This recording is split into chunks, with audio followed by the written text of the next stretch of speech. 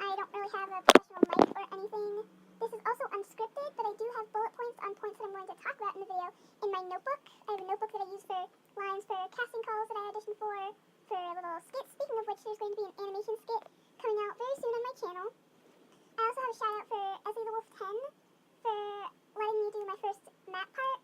So go over to her channel and subscribe to her. She's really close to 100, so let's get started. Hey everyone, Olivia here. This is my third time recording this because iMovie keeps crashing when I'm trying to do this, but like I said in the disclaimer, you'll probably have to read at least the first 3 books in order to watch this video because there's going to be spoilers. Since this is unscripted and this is like my third time recording this, I already know what I'm going to say, which kind of beats the whole purpose of a rant, I guess. Starting all over from where I was almost done with the video and then it crashed. I might have to stop the recording and then come back in order to prevent it from crashing or whatever. So beware for a pause in the video or whatever. Like I said, go check out Ezzy the Wolf 10. Her map video will be in the description below. I really like the setting of Warriors when I first started reading it. Like, Rusty was a kitty pet. He lived in a 2-leg nest. And I thought it was really cool because the main character, he actually wasn't in one of the clans yet. He was just a normal house cat. I thought that was really, really cool. And he already had friends. He already had buddies and stuff like that, like Smudge and Henry. And then he had to leave that all behind just so he can be in the wild, which, in my opinion, would have to take a lot. I don't think I could leave my best friends in order to move to France, which is like my dream place or whatever. I couldn't leave them away or something, 'cause I just couldn't do that.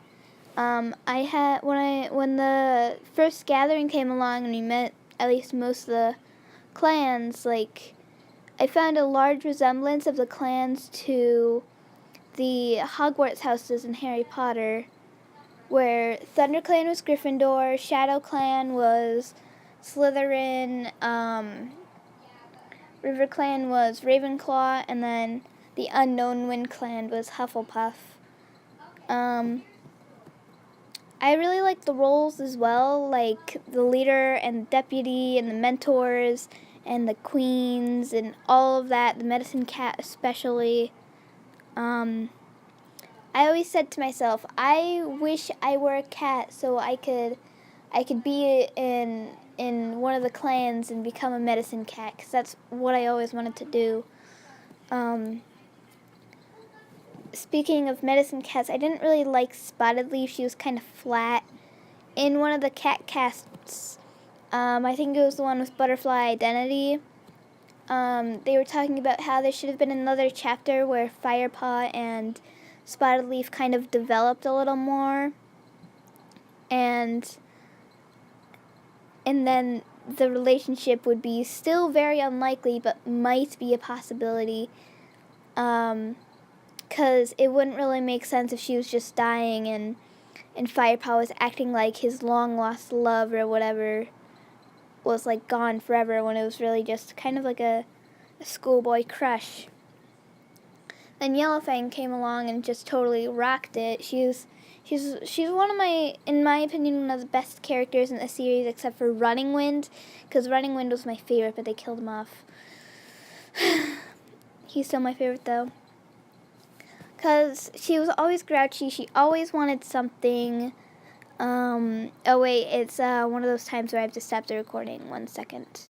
Alright, I'm back. I think where I left off was how Yellowfang was always needing something or whatever. And she was really fond of Firepaw and stuff like that. And I think it was really interesting at the gatherings where Broken Star would warn them of a rogue, and then everyone assumed that it was Yellowfang or whatever. When I don't think that they saw that Yellowfang didn't really mean any harm, kind of like how Firepaw saw Yellowfang.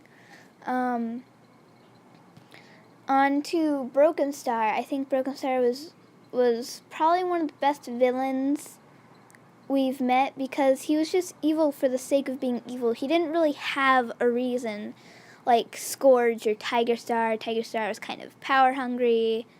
Scourge wanted revenge or whatever.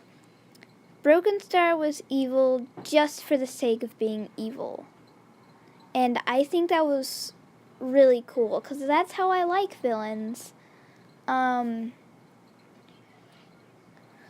So I think Broken Star was really interesting, and how he trained young kits that were too young to be trained to be apprentices.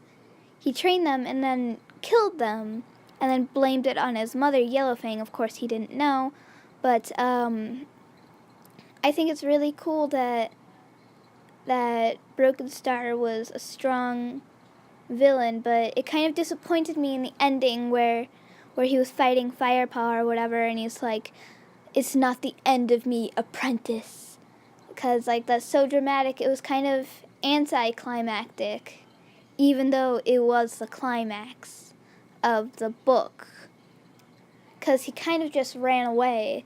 He didn't finish his job that he wanted to do, and then he came back a few books later, obviously.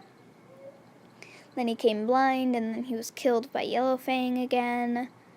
By the way, I have a question. If a leader is on its like first life, it has all of his 9 lives or still, and he is literally squished by a rock, is he brought back to life? Because I mean, like, he is squished.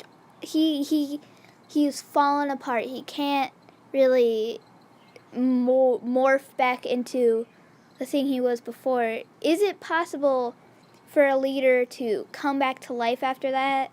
Can you guys tell me what you think? I think that's the end of the video. It's kind of all the things that I went through in my bullets. So thanks for watching. Tell me in the comments below if you want more and what you want it to be about. Thank you for watching. Goodbye.